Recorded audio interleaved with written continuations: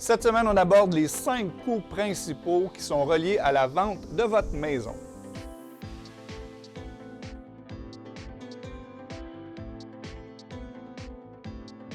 Donc, la première chose à savoir quand vous mettez votre propriété en vente est que souvent, vous allez avoir besoin d'un nouveau certificat de localisation.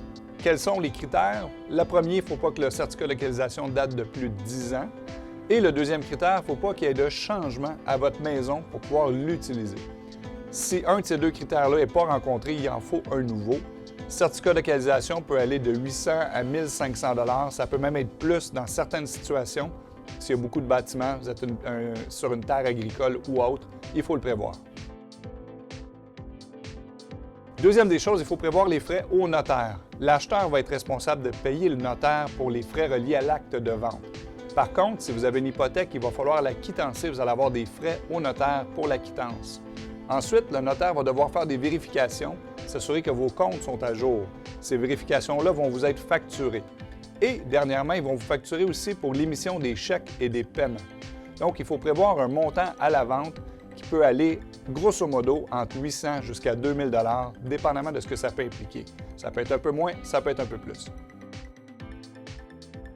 Troisième élément qu'on voit de plus en plus, c'est l'assurance titre. Qu'est-ce qu'une assurance titre? C'est un assureur qui vient vous couvrir en cas où on a une non-conformité sur votre maison qui est considérée mineure.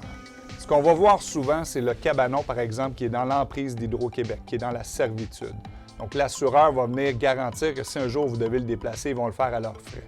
C'est un exemple parmi tant d'autres et l'assurance titre va vous être facturée au notaire. Encore là, le montant peut être aléatoire, peut changer beaucoup. Pour vous donner une idée, en général, ça va être entre 400 et 800 $.